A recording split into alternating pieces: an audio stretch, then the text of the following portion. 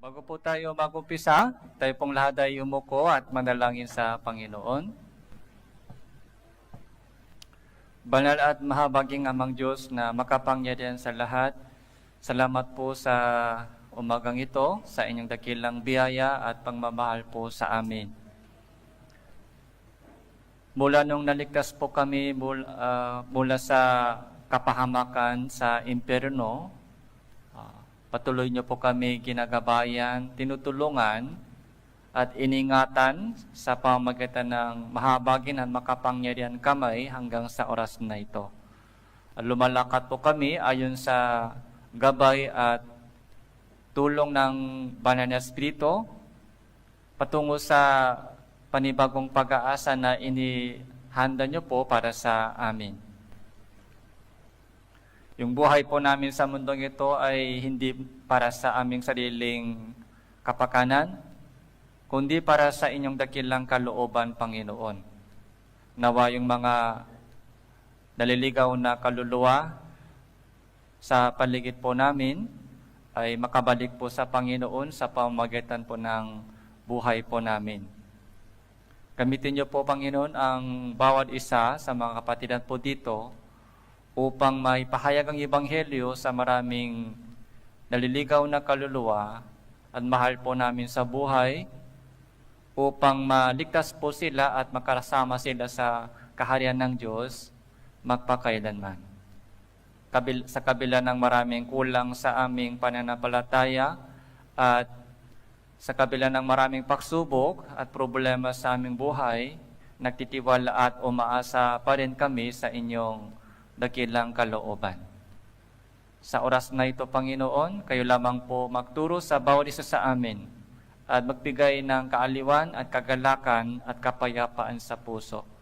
Ito po yung aming panalangin sa pangalan ng Panginoon Jesucristo. Amen. So, buksan po natin ang ating Biblia, Matthew chapter 12, verse 38.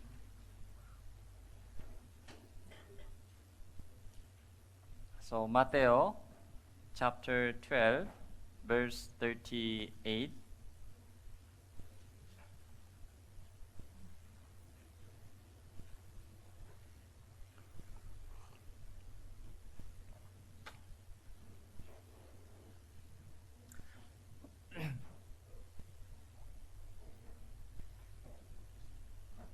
So, 38, 39, dalawang talata po. 38-39, dalawang talata ay basahin po natin ito ng sabay-sabay. 3, 2, 1. Pagkatapos, ilan sa mga eskriba at mga pariseo ang nagwika sa kanya, Guro, ibig naming makakita ng isang tanda mula sa iyo. Uni, sumagot siya sa kanila, humahanap ng tanda ang isang masama at mapang-alo niyang lahi, unit walang tanda na ibibigay sa kanya, liban sa tanda ng propeta Jonas. So,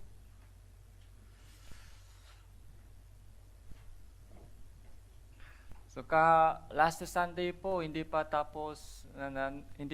natin tapos yung storya po ni Samaritana. Kalahati lang tinapos po natin. Ang kalahati, sinabi ko, next Sunday. Pero ngayon po, ito po muna, pag-aralan po natin dahil malapit na po tayo sa yung summer retreat. Para ma-remind po natin yung ating sarili patungkol po sa evangelism. Yung storya po ni Propeta Jonah ay kilalang storya. So, kilala po natin si Propeta Jonas. Kaya, so nabanggit po ng Panginoon, nabanggit po ni Jesus tungkol kay Propeta Jonas dito. Dahil, ilan sa mga eskriba, mga pariseo, naghanap po sila ng tanda, signs. Naghanap po sila ng tanda dahil hindi pa nila kilala ang Panginoong Jesucristo. Yung mga eskriba, yung mga pariseo, kaya Ano po yung hiningi po nila kay Jesus? May ebidensya ba kayo? Anong ebidensya na ikaw talaga yung tagapagligtas? Ikaw talaga yung anak ng Diyos? Gusto po nila makita yung ebidensya. Okay? So, alimbawa po, ako po isang Koreano. Ano po yung ebidensya na ako po ay isang Koreano? Ano pong pwedeng ipakita sa inyo? Hitsura? Masingkit yung mata? Yan po yung evidence sa inyo? Meron din dito, masingkit. Hindi po yung mga talagang evidence. Yung meron po akong birth certificate, Korean citizen birth certificate or passport, o mga ID, valid ID, doon makasulat, Koreano. So yan po yung pwedeng signs na pwede kong ipakita sa inyo, ako ay isang Koreano. Okay? Ito yung evidence. Okay? Kung hindi pa sapat po yung evidence sa inyo, pwede po kayo pumunta sa Korea at bumisita sa province namin. Tanungin nyo po yung mga tao doon. Kilala mo ba? Choi. So, kilala nila ako. Yung mga teacher ko, mga katrabaho ko noon. So, maraming evidence. So, ganun din po. Dahil sabi po ni Jesus, siya po yung galing sa langit. Hindi po yan, hindi po pwede masabi ng ordinaryong tao, galing ako sa langit. Hindi pwede. May dalawang posibilidad. Kung meron pong tao, sa halimbawa, kung meron pong tao na nagsabi, ako ay galing sa langit, may posibilidad dalawa. Ano po yung dalawang posibilidad? Isa, baliw siya. Baliw. Yung mga baliw ay nagsasabi, ako ay galing sa langit. Pangalawang posibilidad, ano po yung posibilidad? Na totoo siyang galing sa langit. Baliw siya o totoo siya galing sa langit. Dahil yung kanyang mensahe ay napakahalaga po yung mensahe niya. Yung mga sinasabi po ng Panginoon Jesucristo, hindi po yung mga ordinaryong sinasabi. Hindi po yung mga pangkaraniwang sabi. So, napaka-special po yung sabi po niya. So, galing ako sa langit, ako ang daan, ako ang katotohanan, ako ang, hindi sa pamagitan ko, walang sino mang makakaabo sa Ama. Ako ang buhay at muling pakabuhay, sino mang sa akin sumasampalataya ay bubuhayin ko sa huling araw. Yung sinabi po ng Panginoon Jesucristo, hindi po yung mga karaniwang salita. So, napakadakila, napakabigat. Malibang isang tao ipanganak na muli, hindi niya makikita ang kaharian ng Diyos, impyerno. Patungkol sa yung topic po ng sinabi ni Jesus ay patungkol sa langit, patungkol sa impyerno, patungkol po sa kaligtasan at buhay na walang hanggan. Napakabigat po yung topic po niya. Napakabigat. Kaya nung narinig po ito ng mga Pariseo at Eskriba, so yung tanong po nila kay Jesus, ano ba yung signs na ikaw talaga ay galing sa langit? Bakit sinasabi mo sa amin na dapat makinig kami sa inyo? Sino ka? Bakit kailangan namin makinig sa inyo at sumunod sa inyo? Sino ka? Anong autoridad mo? Gusto po nila malaman at makita kung ano ang signs na si Jesus ay galing sa langit.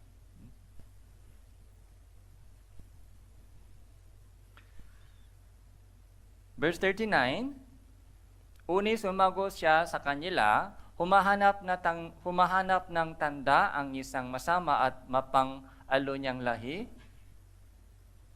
So, isang masama at mapang-alo niyang lahi, ito po yung Israel. Ito po yung Israel, isang masama at mapang-alo niyang lahi. Unit, walang tanda na ibibigay sa kanya. liban sa tanda ng propetang Jonas. So ano pong ibig sabihin? Yung tanda ng propeta Jonas. Okay. Yung may lesson doon sa nangyari kay propeta Jonas. Yun daw po yung signs. Ano pong nangyari kay Jonas? Alam po natin? So, nasa tiyan ng isda siya. Okay? Kinain siya ng malaking isda. At 3 araw, nasa tiyan ng isda. Tapos, nung inilabas po siya, so naghayag siya ng mensahe ng repentance sa mga taga Nineveh. Nagsisi po sila, yung taga Nineveh, nagsisi.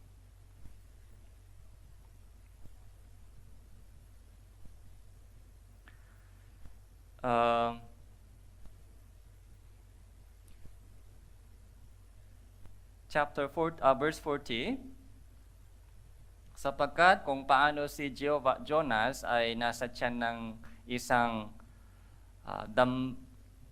dambuhala sa dagat sa loob ng tatlong gabi, ganun din naman ng Anak ng Tao ay 3 araw at 3 gabi mapapasa ilalim ng lupa.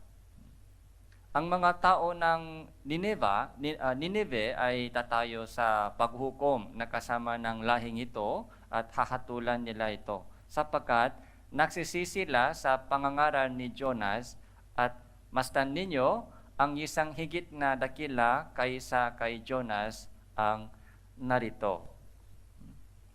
So ito po yung lesson na kailangan po natin matutunan sa storya po ni Jonas. Dito,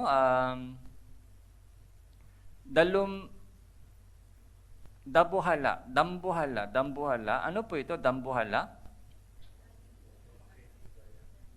Giant fish, dambuhaya, yung malaking isda, dambuhala.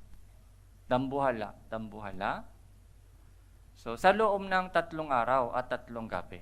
So, ito po yung pinakamahalaga. Sa loob ng 3 days, 3 night, so, nasa tiyan ng isang dambuhala si Jonas. Tapos, doon po siya namatay, natunaw? Hindi po. So, bumalik po siya, lumabas po siya, tapos nangaral po siya sa mga taga Nineveh. Okay. Karon din po si Jesus, namatay po siya. So, sa pakalipas ng 3 araw, okay, 3 days. After 3 days, 3 nights, okay, binuhay siya muli sa mga patay. Okay. Yung muling pagkabuhay, yun po yung pinakamahalagang evidence, muling pagkabuhay ni Jesus. Kung hindi po siya binuhay muli sa mga patay, so walang Bible. So bakit nandito po tayo ngayon? Bakit maraming tao po ay nakikinig ng sermon sa araw na ito? Dahil binuhay siya muli sa mga patay. Kung hindi po siya binuhay muli sa mga patay, walang Bible. Sino po yung nagsulat ng Bible niya? Yung mga nakakita ng muling pagkabuhay ni Jesus. Sila po yung nagsulat ng Bagong Tipan. Okay. Kung walang Bagong Tipan, may kaligtasan po ba tayo? Walang kaligtasan. Okay. Lumang Tipan ay nasa Israel. Yung mga Hudyo po ay meron po silang lumang tipan, pero ayaw pa din po nila maniwala sa Bagong Tipan. Yung Old Testament po lang nasa kanila. Kung walang Bagong Tipan, New Testament, yung New Testament po ay patungkol kay Jesucristo. Kung paano po siya pumarito sa mundong ito, ano po yung ginawa niya, sinabi niya, kung paano po siya namatay. Tapos, pagkatapos ng kamatayan, okay, from Gawa, sa kayong mga sulat po ni Apostle Pablo at ng ibang mga apostol hanggang sa Revelation, ay paano ipang-aral ang Ebanghelyo sa buong mundo. Yan po yung laman ng bagong tipan. Okay. Kung hindi siya muli binuhay sa mga patay, wala pong Biblia. Kung wala pong Biblia, nandito po tayo, wala. Wala tayo dito. Wala po tayong anumang paraan na makakilala ang Diyos. Okay. Pero salamat po sa Panginoon dahil sa pamamagitan ng Biblia, tinawagan po tayo ng Diyos. Okay. So, unang Korinto, chapter 15. Ilagay po natin dito yung tali at pumunta po tayo sa unang Korinto, chapter 15.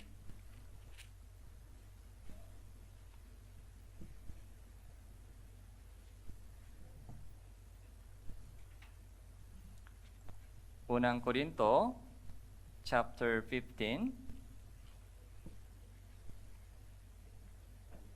verse 3. Unang Korinto, chapter 15, verse 3.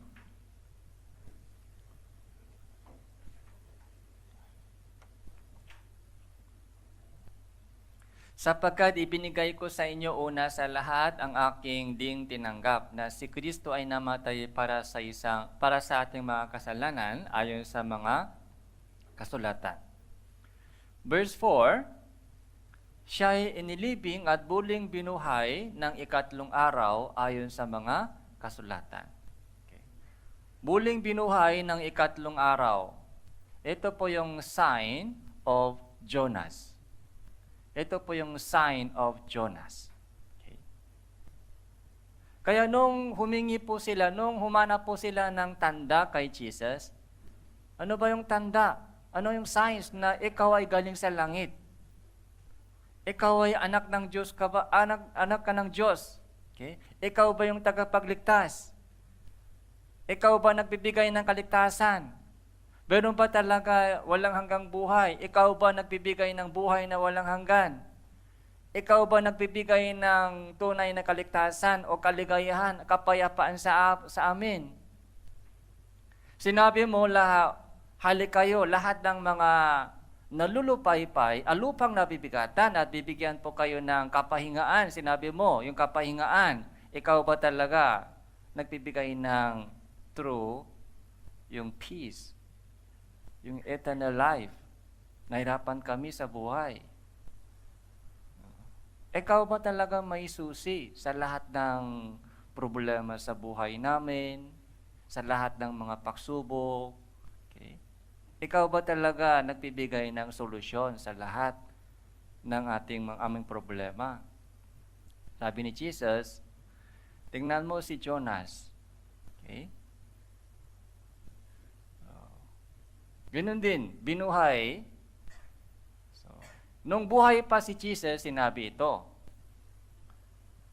So, yung promise.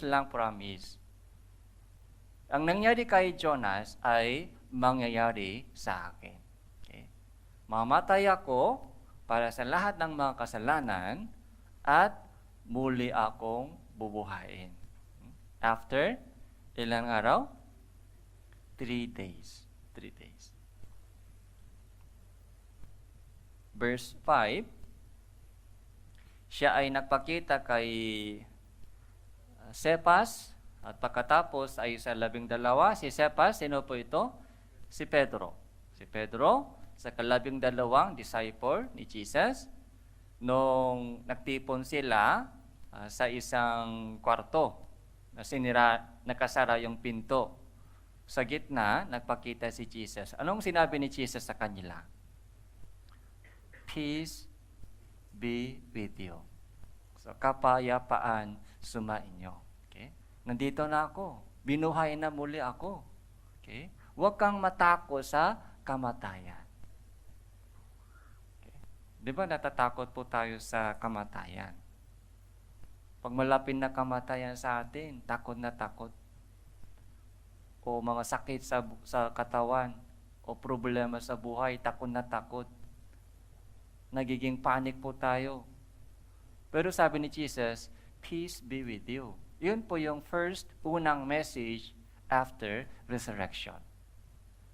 Binuhay muli ako sa mga patay. Ibig sabihin, kamatayan Hindi po yan pinakakalaban po natin. Yung kamatayan po, hindi po yung katakutan po natin.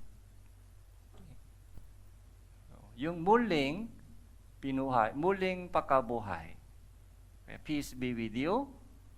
So doon po, yung mga 12 ay naliwanagan. Doon po sila naliwanagan at na-save. Okay. Nung nakita po nila na si Jesus ay binuhay muli sa mga patay, dahil yun po yung pinaka-evidence. Evidence. Si Jesus pala yung way. Si Jesus pala yung buhay. Okay. Jesus pala yung katotohanan. Lahat ng sinabi ni Jesus, lahat ng ginawa ni Jesus habang buhay pa ay totoo. Yung resurrection po yung pinaka-evidence na napapatotoo sa lahat ng sinabi ni Jesus Cristo. Kaya peace be with you. Kaya mula nung nakita po nila na binuhay muli si Jesus, so wala nang takot, hindi na sila natakot. Naging matapang sila. Matapang po sila nangaral ng Ebanghelyo sa kabila ng lahat ng pag-usik, mga pagturusa, walang suko, dahil nakita po nila na si Jesus ay binuhay muli sa mga patay. Verse 6, pagkatapos nagpakita siyang minsana sa mahigit na 500 kapatid, na ang karamihan sa mga ito ay buhay pa hanggang ngayon, bagamat ang mga iba ay namatay na. Pagkatapos nagpakita siya kay Santiago, pagkatapos ay sa lahat ng mga apostol, at sa katapusan tula sa isang ipinanganak ng wala sa panahon, ay nagpakita din siya sa akin. Sino ito? Akin? Si Apostol Pablo. Okay. Sa akin din nagpakita siya sa akin. Si Apostol Pablo. Si Jesus, alam natin, namatay siya sa krus. Pero hindi po yung katapusan. Nung namatay si Jesus at inilibing, after 3 days, binuhay siya muli sa mga patay. Yun po yung pinaka-evidence. Na lahat ng kasalanan po natin ay natubos na talaga. Lahat ng kasalanan natin ay napatawat na at nabayaran. Kung hindi po siya binuhay muli sa mga patay, paano natin malaman? Paano natin malaman na si Jesus ay namatay para sa kasalanan ko kung hindi siya binuhay sa mga patay? Ay, Pastor, nakasulat sa Bible. Kung hindi po siya binuhay sa mga patay, sino po yung magsusulat sa Biblia, bagong tipan? Wala. Yung mga apostol, 12, okay. Kung hindi po nila nakita na muling binuhay si Jesus, paano sila bumalik? Paano sila nangaral ng Ebanghelyo na may katapangan hanggang mamatay? Dahil meron po silang nakita at narinig. Kayong memory verse po ng cell group 1 kanina, anong sabi ni Pedro? Hindi maaari, hindi namin sabihin yung aming nakita at narinig. Hindi maaari. Okay. Hindi maaari, hindi sabihin. Okay. Dahil meron silang nakita. Okay. Anong nakita? Si Jesus ay binuhay muli sa mga patay. Kaya mayroon pala yung buhay na walang hanggan. Saka si Jesus ay tagapagligtas. So chapter 15,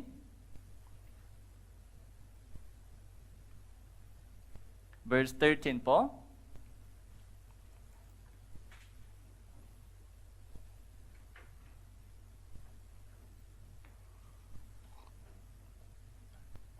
Subalit, kung walang pakabuhay na muli ng mga patay, si Kristo man ay hindi muling binuhay. At kung si Kristo ay hindi muling binuhay, ang aming pangangaral ay walang kabuluhan at ang inyong pananampalataya ay wala ring kabuluhan. Kung walang resurrection, walang kabuluhan. Lahat ng ating ginagawa. Yung mga preaching ko ay useless. Hindi yan totoo. Dahil lahat ng mga sermon po ay galing sa Bible, lalo po sa Bagong Tipan.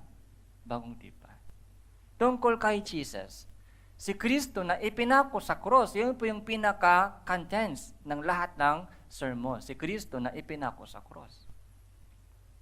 Kung hindi siya binuhay muli sa mga patay, kasi po maraming Kristiyano po ay nalulungkot po sila o may depression po sila, parang hindi po siya binuhay muli sa mga patay. Parang si Jesus ay namatay na lang, namatay. Kaya parang nalungkot po sila. Parang nanghina po sila. Parang si Jesus ay namatay lang at hindi siya binuhay muli sa mga patay. Pero si Kristo ay hindi lamang namatay para sa ating kasalanan, kundi binuhay siya muli. Sa ngayon, buhay siya. Buhay. Nasa kanan ng yung trono ng Diyos. At babalik po siya, babalik. Yun po yung hinihintay po natin, babalik siya, babalik. Ano po yung dadalhin niya? Anong promise ni Jesus? Pag bumalik po siya, anong dadalhin niya? Pasalubong. Galing sa langit. Yung award, gantimpala. Yun po yung daming-daming mga pinapatong po ni Jesus ngayon. Anong dadalhin ko para kay brother na ito, para sa anak kong ito, para sa anong dadalhin ko? Nagsasacrifice sila para sa evangelism. In-evangelize niya, tapos nagtatrabaho siya para sa makalangin, para sa kalooban ng Diyos. Inuuna niya yung kalooban ng Diyos, hinahanap niya yung kalooban ng Diyos. Yung nagsasacrifice sila para sa kalooban ng Diyos. Kaya ano ang ibibigay ko sa Kanya? Ano ang dadalhin ko para sa Kanya? Alam niyo po ba?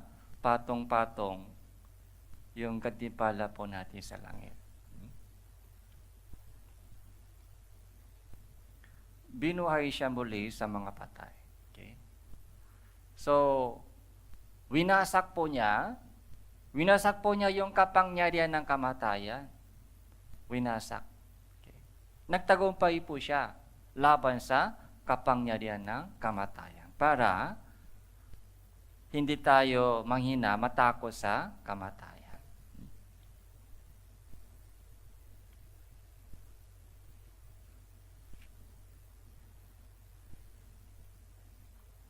Chapter 15, verse 52.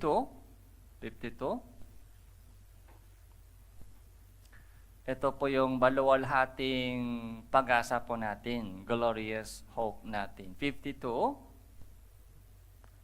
Basahin po natin ito. 3, 2, 1. Sa isang saglit, sa isang kisap mata, sa huling pagtunog ng trompeta. Sapagkat ang trompeta ay tutunog at ang mga patay ay mabubuhay na walang pakasira ay tayo'y babaguhin. Sana po lahat po ng mga kapatiran ay isaulo po natin itong verse. Okay? Yung mga patay ay mabubuhay na walang pakasira. Okay? Yung mga patay ay mabubuhay. Bubuhayin po silang lahat. Yung mga patay. So nabulok na, wala na sila, pero bubuhayin po silang lahat. So anong katawan na resurrection? So hindi ganitong katawan. So glorify the body. Katulad po ng katawan ni Jesus. Hindi ganitong katawan na madaling masisira, may sakit, nanghina, okay? Hindi ganitong sakit. Babaguhin tayong lahat. Babaguhin. Okay. Parang yung buhay po natin dito ay bini lang. Okay? Yung buhay po natin dito, yung katawan po natin ay bini lang bini. Sa loob ng bini, anong meron? Buhay. Sa loob ng bini po ito, lahat ng mga magagandang bulaklak, okay? Magagandang mga halaman, yung mga design ng halaman, yung bulaklak ay nasa loob ng bini, buto. Okay.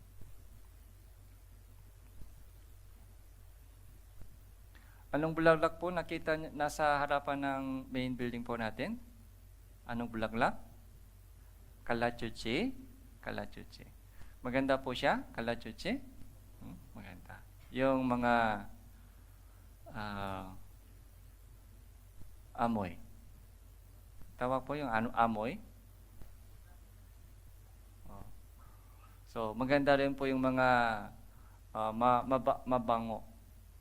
Mabango. Tapos yung mga design, kulay, maganda. Kaya bumili po ako nag-order po ako ng buto, yung bini sa Lazada. Dahil gusto ko magtanim ng, naghanap po ako ng mga ibang kulay. So, maraming kulay, alam niyo po, di ba? Maraming kulay. Kulay yung mga pink, o red, o iba-ibang kulay. Okay. So, nabili ko yung isang bini ng kulay tricolor. Nakita nyo? Tricolor na kalachuchi. 3 color. So, 3 kulay. Isang bulaklak. Okay. So, nabili ko po isang mga cutting. Nabili ko rin mga bini. Okay. Pero yung buto, nung dumating na po yung Lazada, ang bini po ay napakaliit. Napakaliit. So, in-order ko marami bini. Baka konti lang mabubuhay pa. Hindi pa naitanim. Yung bini lang, kasi yung cutting po ay bihira po sa Lazada at medyo mahal yung cutting. Pero yung buto ay medyo mura. Kaya nung nakita ko yung bini, maliit lang yung bini ng kalachuchi. Pero maganda po yung mga itong puno at bulaklak. Nasa loob, galing sa loob itong maliit na buto. So, ang galing ng Diyos. Ito po yung miracle, yung kapangyarihan ng Diyos. Yung mga magagandang bulaklak, yung mga ganitong design ay inilagay po niya sa loob ng isang napakaliit na buto. Doon, pag naitanim na, ay may tumutubo, makikita mo yung bulaklak. Okay. Kapangyarihan po yan ng Diyos. Ganun din po tayo, isang bini po tayo, isang bini. Hindi po ito totoong hugis po natin, isang buto lang tayo. Sa loob ng isang buto, okay, may payat na buto, may medyo matabang buto, pero buto lang tayo, buto. Yung hitsura po natin ay hindi po mahalaga kasi buto lang tayo, bini lang tayo. Huwag po natin compare. Ang mahalaga po ay sa loob ng itong bini, anong uri ng flower ay meron dyan. Lalabas po yan. Pagdating po ng Panginoong Jesucristo. Magiging flower tayo. Anong uri ng flower? Babaguhin niya po tayo. Babaguhin niya po tayo katulad ng katawan po ng Panginoong Jesucristo. Kaya pag tumubo na po, siguro after Samudit na lang po, kasi ngayon kulang po yung tubig. Kaya pag tumubo na po yung mga buto ng kalachuchi, so ibibenta ko sa iyo.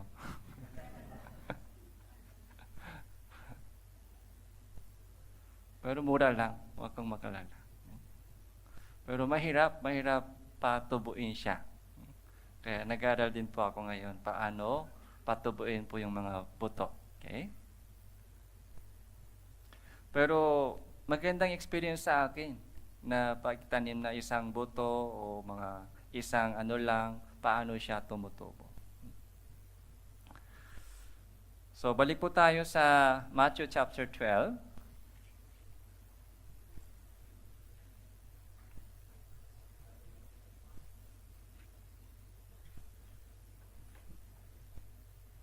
verse 41.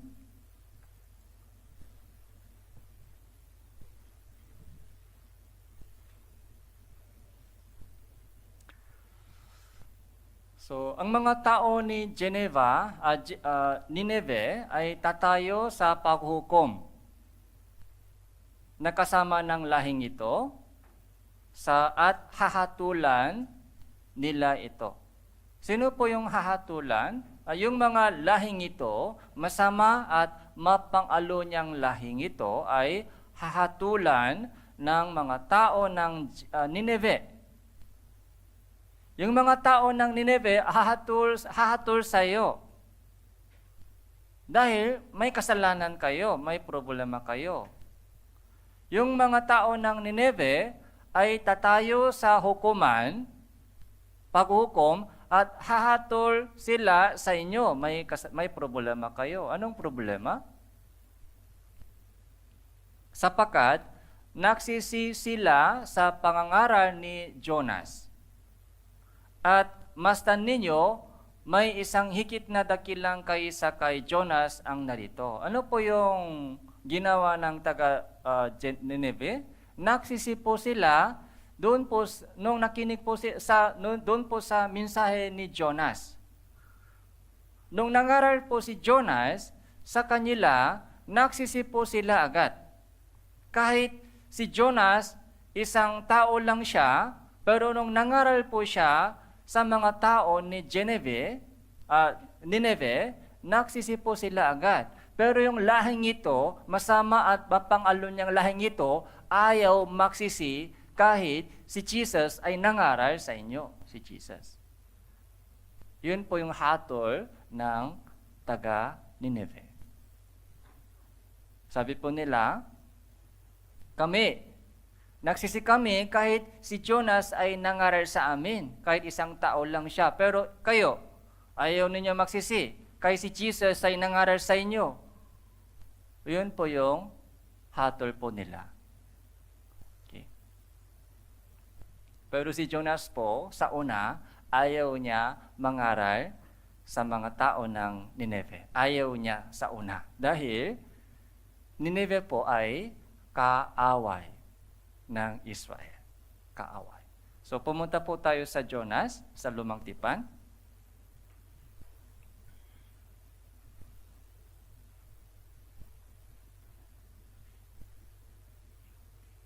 Jonas chapter 1. Lumang Tipan, Jonas chapter 1.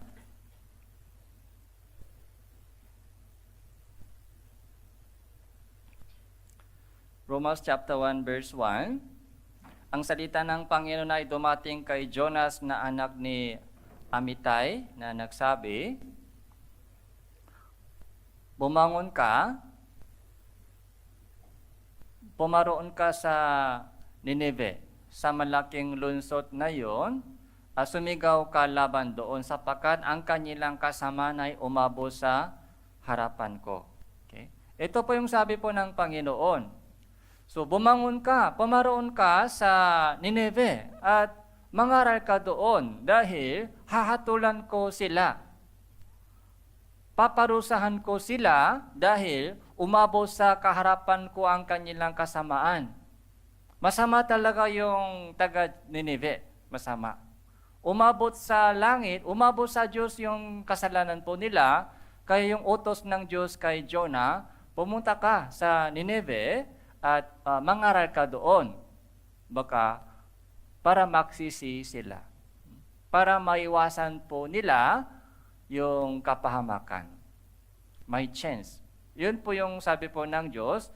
So, bibigyan ko sila ng chance. Okay? Gusto kong bigyan sila ng pagkakataon na magsisi. Ikaw, pumunta ka doon. Ang problema po, verse 3. Uni si Jonas ay bumangon upang tumakas patungo sa Tarsis mula sa harapan ng Panginoon. Ayaw ni Jonas na sumunod. Tumakas siya. Bakit ayaw ni Jonas? Dahil Nineveh ay isang lungsod ng Assyria. Assyria po ay kalaban ng Israel. Assyria. Di ba alam po natin yung istorya ng Israel? Okay. Yung Assyria, sinakop ng Assyria yung North Israel, sinakop. Okay? Winasak ng Assyria yung Northern Israel. Okay? Kaya yung mga Israel po ay galit na galit po sila laban sa Assyria. Yung Nineveh ay isang lungsod ng Assyria. Kaya yung mga Assyria po ay gusto ng Israelita ay mapahamak. Gusto po ng mga Israelita, yung mga taga Nineveh ay mapahamak dahil masama yung loob nila laban sa Nineveh. Kaya si Jonas ayaw niya. Ayaw niya. Ay, gusto ko sana mapahamak sila dahil sa kanya na nahirapan kami. Kaaway sila namin. Bakit sinusugo ako ng Diyos? Para magsisi sila. Sana hindi sila magsisi. Sana mapahamak sila. Yun po yung puso po ni Jonas. Kaya tumakas. Doon, sila ay lumusong sa Joppa at nakatakbo ng barkong patungo sa Tarsis. Nagbayad siya ng pamasahe at lumulan upang sumama sa kanila sa Tarsis, papalayo sa harapan ng Panginoon. Okay? So, sabi ng Diyos, pumunta ka sa Nineveh, pero yung biyahe ni Jonas ay papalayo. Ayaw niya talaga. Matigas yung ulo. Matigas yung ulo. Verse 4, Unit, ang Panginoon ay naghagis ng malakas na hangin sa dagat at nakaroon ng malakas na unos sa dagat. Panupad ang barko ay nagbantang mawasak. Okay? Ang Panginoon ay naghagis ng malakas na hangin sa dagat. Yung malakas na hangin ay nangyari. Malaking bagyo nangyari sa dagat. Kaya yung mga ibang tao na nasa barko ay nagtaka, bakit bigla nakaroon ng bagyo, yung malakas na alon sa dagat. Kaya nag-usap-usap po sila, baka may kasalanan, baka may malaking kasalanan dito sa barko. Sino kaya?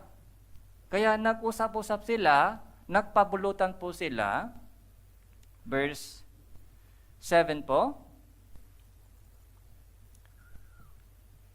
Sabi nila sa isa't isa, pamarito kayo at tayo ay magpalabunutan upang ating malaman kung dahil sa kanino dumating ang kasamaan ito sa atin. Kaya't nagpalabunutan sila, ang nabunot ay si Jonas. Nagpalabunutan.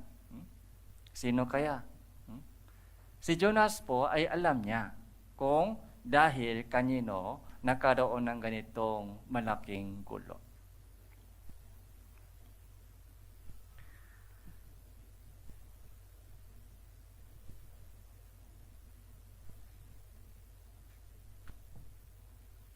Sabi po doon, chapter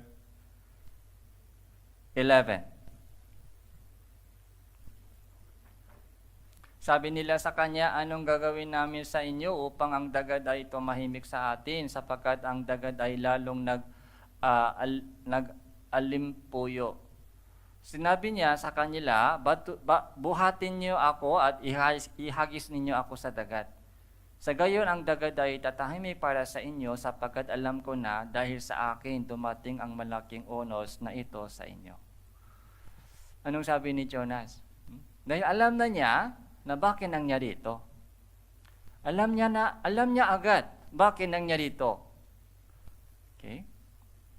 Alam niyo po ba, minsan, malaking alon, malaking uno nangyari sa pamilya o sa buhay po natin dahil sa kasalanan.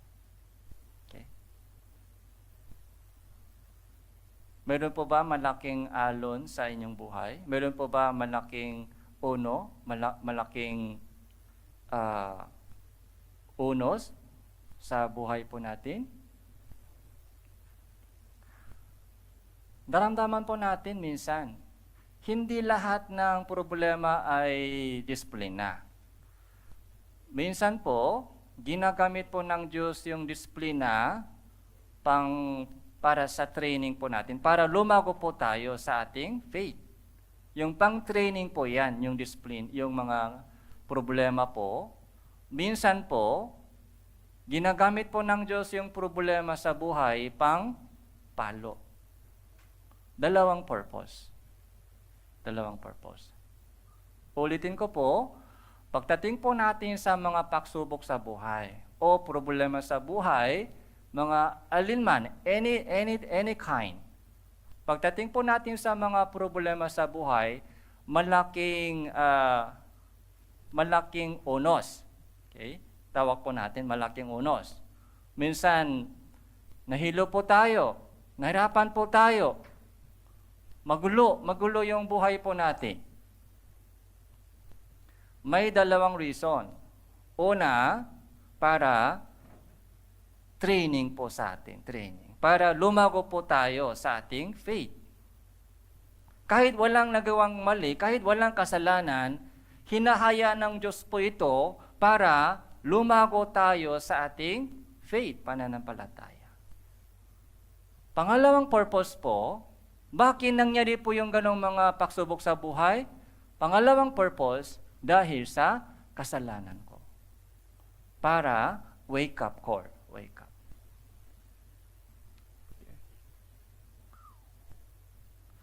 Kaya, pagdating po natin sa ganong mga problema, ano po yung dapat natin gawin? Prayer agad? Sana wala.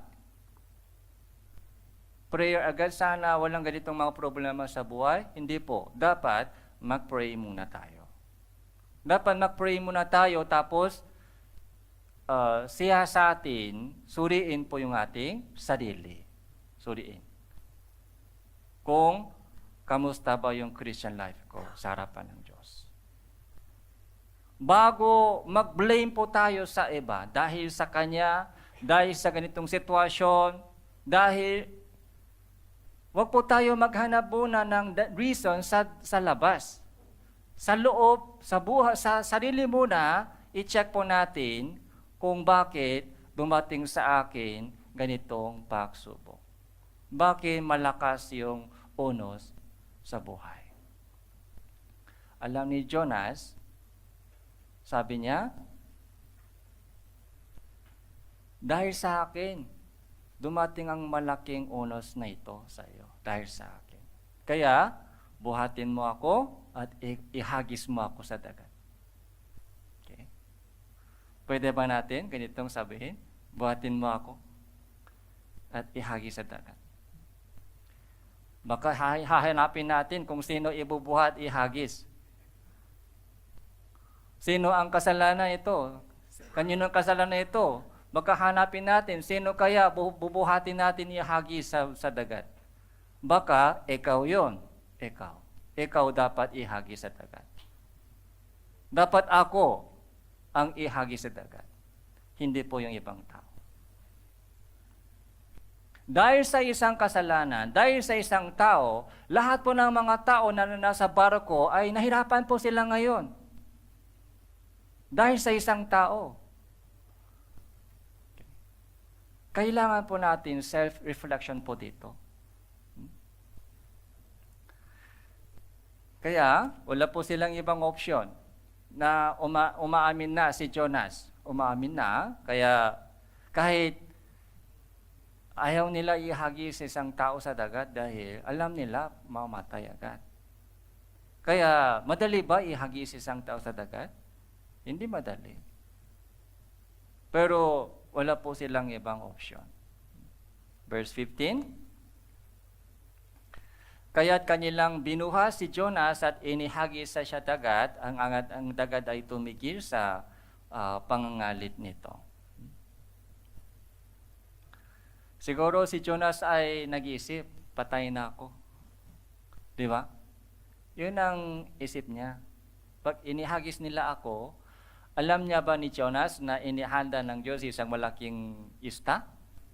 Hindi niya alam. Hindi niya alam na may isda na inihanda ng Diyos. Akala niya, patay na ako. Mamatay ako. Pero handa na akong mamatay para sa ibang tao. Hindi pwede lahat mamatay dahil sa akin. Kaya ako na lang. Yun ang choice ni Jonas. Ako na lang mamatay. Para mabuhay sila. Pero doon po, okay, para makita po natin ang pagkilos ng Diyos, kailangan po natin ganitong puso. Okay?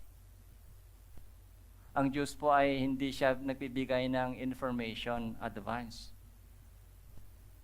Minsan kulang po yung information. Maraming question po tayo, bakit ganito? Hanggang kailan? Tinago ng Diyos yung kanyang timing minsan. Hanggang ready po yung ating puso. Kaya doon po, verse 17, ang Diyos ay kumilos. Okay? Naghanda ang Panginoon ng isang malaking isda upang lunukin si Jonas. At si Jonas ay nasa tiyan ng isda sa loob ng 3 araw at 3 gabi.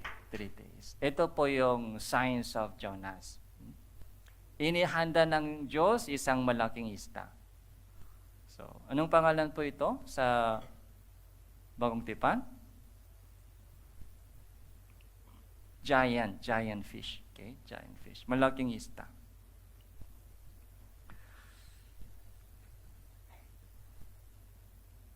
Chapter 2. Chapter 2 from verse 1 hanggang verse 8 po, ito po yung panalangin po ni Jonas doon sa tiyan ng isda. Yung prayer. Very long prayer. Sa tingin nyo, anong prayer po dito? Prayer of repentance. Nagkamali ako, Panginoon.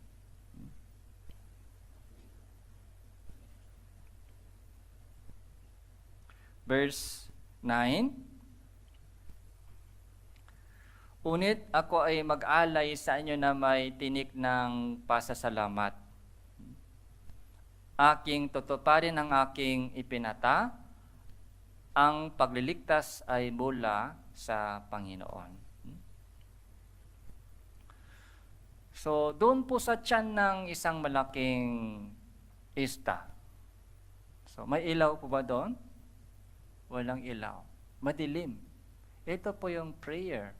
Prayer po. Ito po yung oras. Tahimik.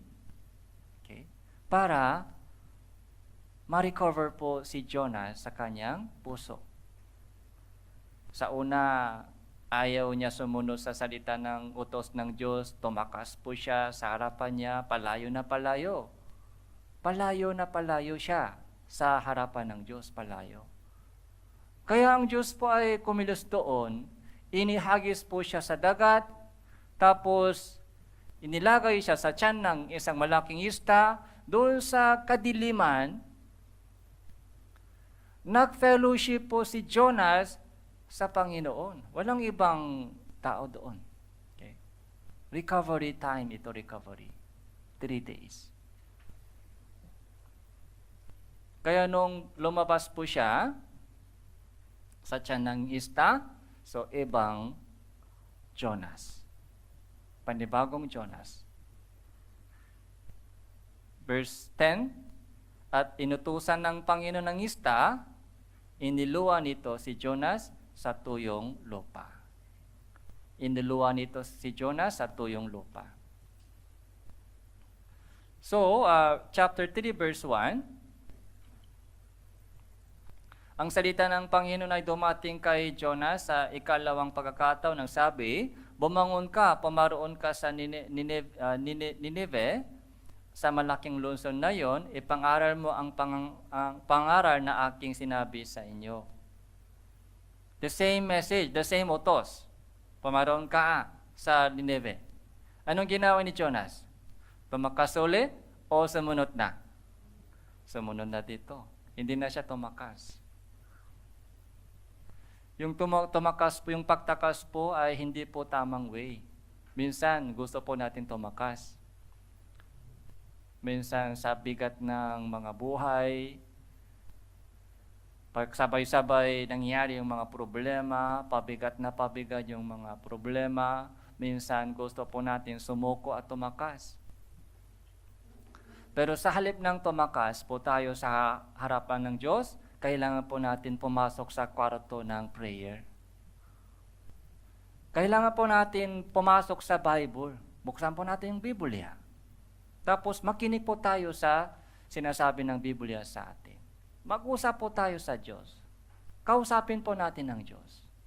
Yun po yung mga recovery para sa atin. Kaya dito po, si Jonas po ay ready na. Ready na, pero yung kanyang puso ay, dati di ba, ayaw ni Jonas yung mga taga Nineve, ayaw niya dahil kaaway sila, kalaban. Parang may ugat pa rin po sa puso ni Jonas ganung mga galit sa mga tao ng Nineve, galit pa rin, may galit, masama pa rin. Kahit nangangaral po siya sa taong ng Nineve, pero ano lang, mga saglit lang, hindi ganun kaseryoso. Hindi ganun kaseryoso o hindi ganun kasinsero sa kanyang pangaral. Magsisi ka. Yun lang, simple. Ganito daw, sabi ng Diyos, mapapahamak daw kayo. Magsisi kayo.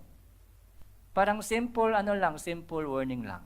Dahil gusto niya talaga mapahamag yung taga Nineve.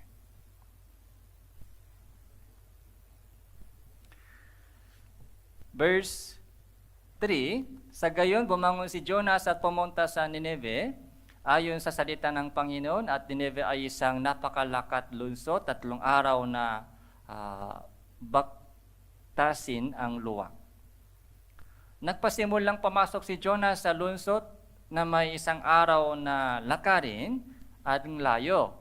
At siya sumigaw, 40 araw pa at Nineve ay mawasak. Verse 5, ang mga mamamayan ng Nineve ay sumasampalataya sa Diyos. Sila ay nagpahayak ng ayuno, ang nagsuot ng damisako mula sa pinakadakila sa kanila hanggang sa pinakahamak sa kanila.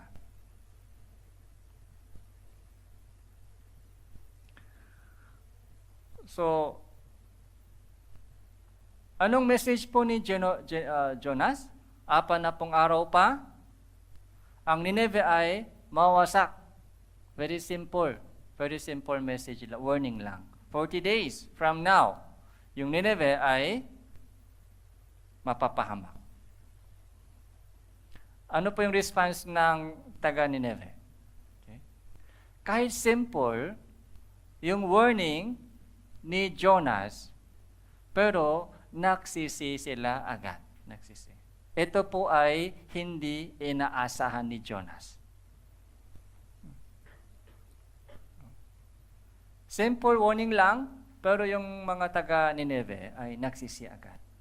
Magbula sa pinakadakila sa kanila hanggang sa pinakahamak sa kanila. Yung buong bayan, yung buong lungsod ay nagsisi. Maganda po ito nangyari, di ba? Maganda po ito nangyari. Maganda ito sa paningin ng Diyos. Pero si Jonas ay parang tampo.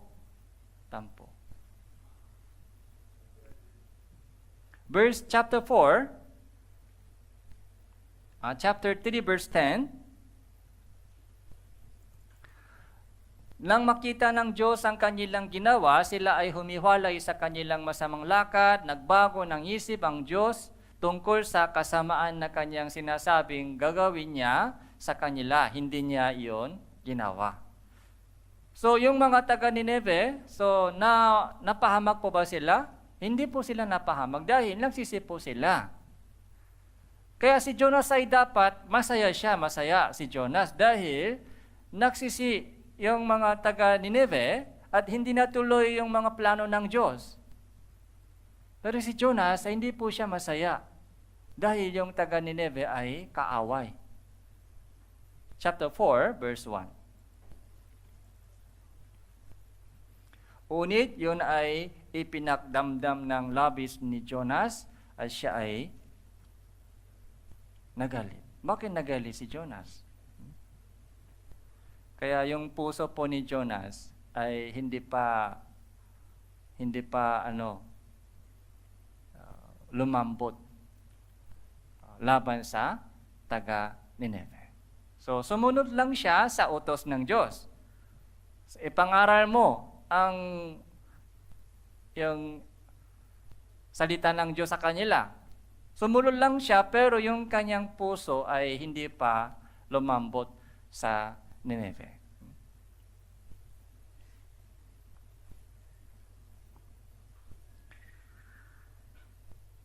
Kaya dito po, ang Diyos po ay napaka matiisin. Ang Diyos po ay napaka matiisin. Nagtitiyaga po siya sa isang tao. Kaya si Jonas ay matigas talaga yung ulo, puso, pero ang Diyos po ay nagtitiyaga, nagtitiis sa kanya. Kaya nagturo po ang Diyos dito, chapter 4, verse 2. Siya'y nanalangin sa Panginoon, nagsabi, O Panginoon, di ba ito ay aking sinabi nang ako ay nasa aking bayan pa? Kaya nga ako ay madali tumakas patungo sa Tarsis, sapagkat alam ko na ikaw ay Diyos na mapagpala, mahabagin, hindi ka agad nagagalit, sagana sa tapat na pag-ibig at nalulungkot sa kasamaan. Kaya ngayon, O Panginoon, ipinapakiusap ko sa iyo na kunin mo ang aking buhay sapagkat mabuti pa sa akin ang mamatay kaysa mabuhay. Sinabi ng Panginoon, mabuti ba ang inyong ginagawa na magalit? So, parang nakakatawa po yung usap ng Diyos at kay Jonas. Okay? Sabi ni Jonas, alam ko na, Panginoon, ikaw ay mapagpalang Diyos, mahabaging Diyos, hindi ka aga nagagalit, sagana sa tapat na pag-ibig. Kaya alam ko na ito yung mangyayari, kaya tumakas ako noon. Pero gusto ko sana mapahamak sila agad, mapahamak. Okay. Parang mapait pa rin po yung puso ni Jonas. So, hindi pa niya napatawad yung kasalanan ng kaaway.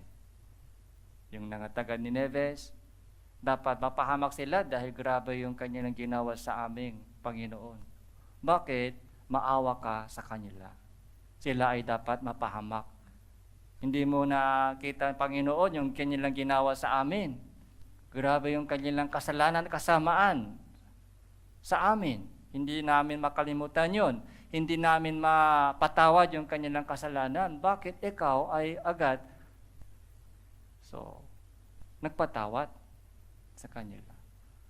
Para hindi pa lumabon yung puso ni Jonas.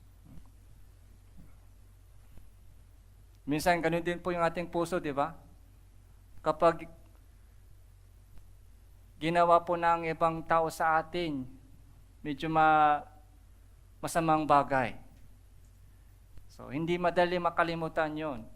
Hindi madaling mapatawad po yung kanilang kasalanan sa amin. Evangelism ay malayo pa, evangelism. Bahala siya. Kahit mapapahamak siya sa impyerno, wala akong pakialam. Bahala siya. Kung may galit po sa puso, o may problema sa puso sa ibang tao, evangelism, malayo pa. Medyo tumitigas yung ating puso sa evangelism. Ayaw ko ma-evangelize sa kanila. Hindi maganda yung ginawa niya sa akin.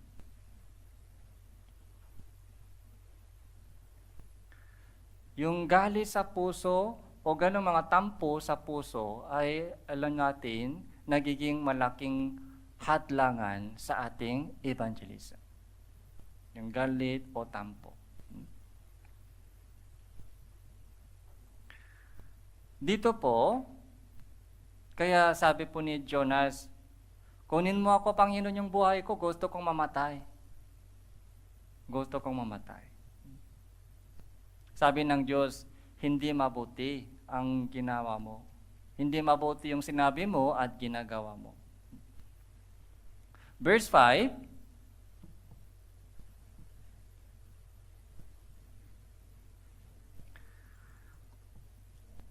Verse 5 po, nang makagayon, lumabas si Jonas sa lungsod na upo sa dakong silangan ng lungsod at doon gumawa siya ng isang balak. Umupo siya sa ilalim ng lilim yon hanggang sa kanyang makita kung ano ang mangyari sa lungsod. Verse 6, naghanda ang Panginoon Diyos na isang halaman at pinataas sa itas ni Jonas upang maging lilim sa kanyang ulo, upang iligtas siya sa kanyang masamang kalagayan. Sa gayon, tuwang-tuwa si Jonas dahil sa halaman. Unit, kinaumagahan ng sumunod na araw, naghanda ang Diyos ng isang uot na siyang sumira sa halaman, kaya natuyo ito. Nang sumikat yung araw, naghanda ang Diyos na mainit na hanging silangan at sinikatan ng araw ang ulo ni Jonas, kaya siya ay nahilo. Hiniling ang ng buong kaluluwa niya na siya ay mamatay. Sinabi, mabuti pa sa akin ang mamatay kaysa mabuhay.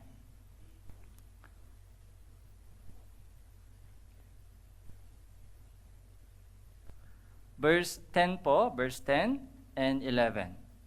Basahin po natin itong dalawang verse, 3, 2, 1. Kaya sinabi ng Panginoon, ikaw ay halaman na hindi mo paguran o pinatubo man. Ito ay tumubo sa isang gabi, nawala sa isang gabi. Hindi ba ako manghihinayang sa Nineve? Sa malaking lungsod na iyon ay may higit 120,000 katao na hindi nalalaman kung alin sa kanilang mga kamay ang kanan o kaliwa. Ay meron din maraming hayop.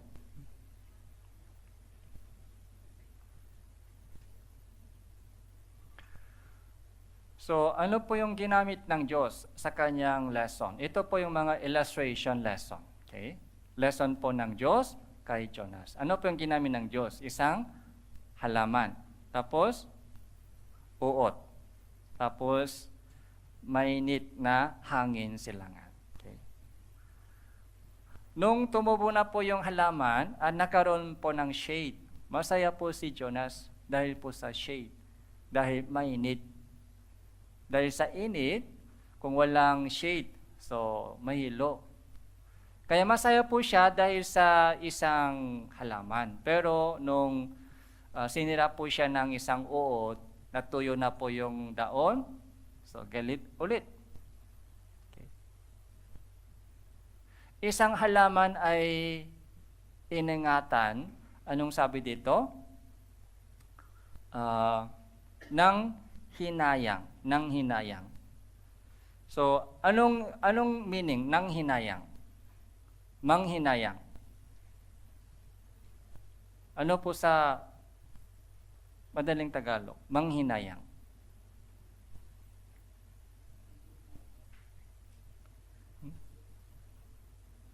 Turuan mo ako. Ha? Sayang? Ikaw ay nanghinayang sa halaman. Okay? Sa English Bible, have pity on the plants. Pity. Ito, away. Naaway siya sa isang halaman. Away. Naawa. Isang halaman, pero ang Diyos ay naawa. Ikaw ay naawa sa isang halaman. Masaya ka dahil sa isang halaman. Kahit hindi mo siya pinagpaguran o pinatubo, wala kang trabaho para sa isang halaman. Pero naawa ka sa isang halaman, masaya ka sa isang halaman, kaya may concern ka sa isang maliit na halaman. Kahit wala kang anumang ginawa para sa kanila, may concern ka para sa halaman. Pero sa itong lungsod, ilan po ba yung population? So, 120,000 na katao. Marami pang hayop. Wala ba akong concern para sa kanila? So, may concern ako sa kanila. May naawa ako sa kanila. Hindi nila alam kung alin sa kanilang mga kamay ang kanan o kaliwa. Anong ibig sabihin? Okay? Parang walang idea sila sa buhay. Hindi nila alam kung ano ang tama o mali. Kaliwa, kanan, walang idea. Kawawa sila, kawawa. Parang bata pa sila. Hindi nila alam kung saan sila galing. Hindi nila alam na patungo sila sa impyerno. Wala silang idea sa buhay. Kawawa sila.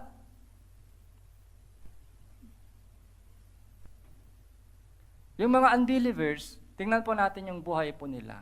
Hindi din po nila alam kung alin ay kanan o kaliwa.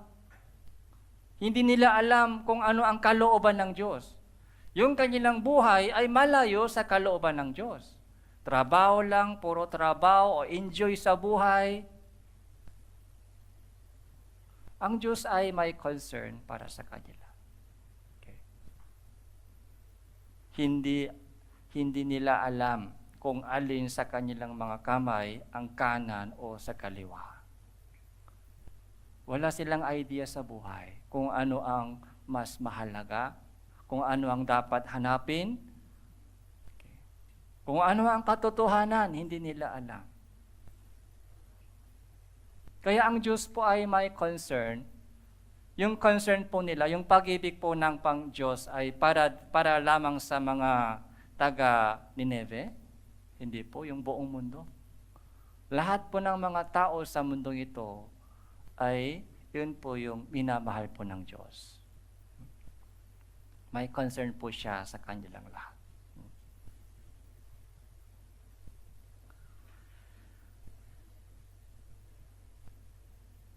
Marcos chapter 1 verse 38.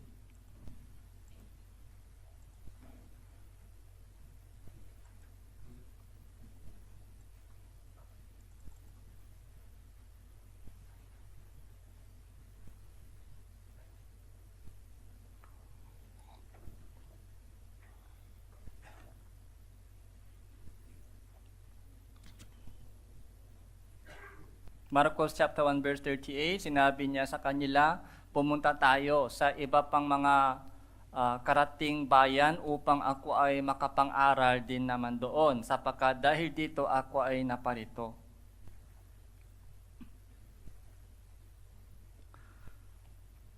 So ito po yung sinabi po ng Panginoong Hesukristo. Dahil dito ako ay naparito. Ito yung mission ko. Pumarito tayo, pumunta tayo sa iba pang mga karatig bayan. Next town. Yung malapit. Upang ako'y makapang-aral din naman doon. Dahil dito, nabuhay ako. Yung mission sa buhay, sabi po ng Panginoon, yung reason bakit buhay pa ako para evangelize. Yung mga karatig bayan, next town. Okay? Ano po yung next town po sa atin? Yung mga malapit po sa ating buhay, yung mga kilala mo, yun po yung next town. Yung mga pamilya muna, pinakamalapit, pinaka-next town. Okay? Ako. Tapos yung pamilya ko, yung mga kamag-anak, yung mga kakilala po natin, yung mga kaibigan, yung next town po sila. So pumunta po tayo sa ibang mga tao na karatig bayan. Dahil yun po yung purpose ng ating buhay. Matthew chapter 9.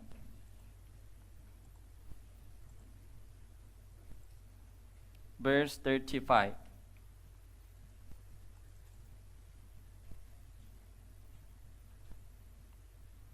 Matthew chapter 9 verse 35, nilibot ni Jesus ang lahat ng mga lunsod at mga nayon na nagtuturo sa mga sinagoga nila at ipinang-aral ang magandang balita ng kaharian at pinapagaling ang bawat sakit at bawat karamdaman.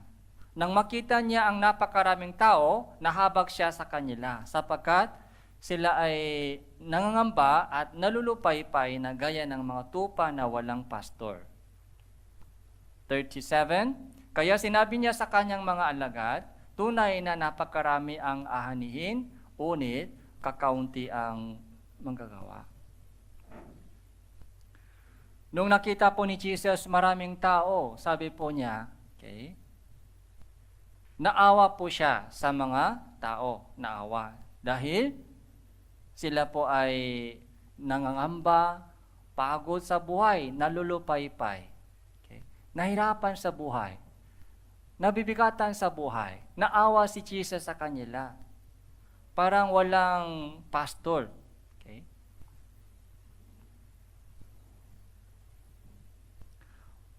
Tunay na napakarami ang aanihin. Yung aanihin, hindi po ito trigo. Hindi po ito literal na trigo sa bukid.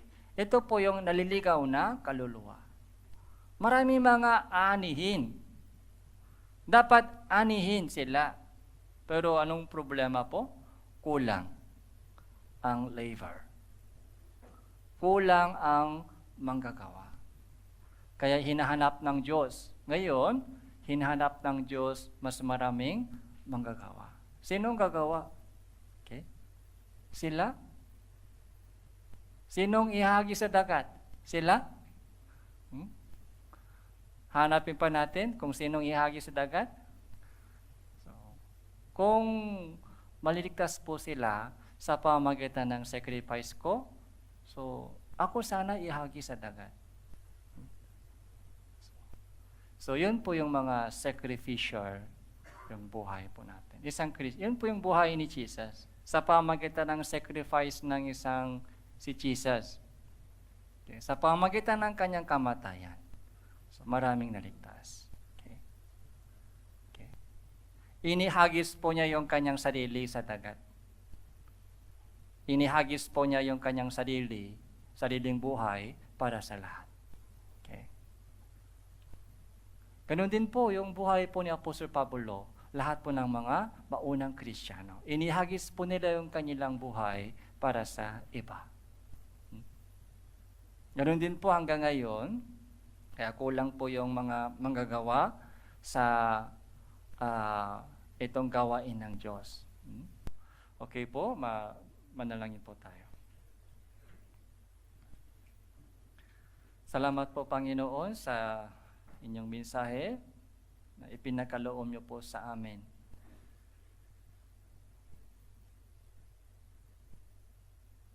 Nakita po namin yung puso po ni Jonas na propeta at puso po ng Panginoong Jesus.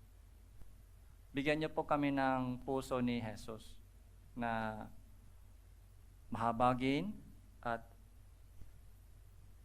magtitiyaga, magtitiis sa aming evangelism sa mga naliligaw na kaluluwa.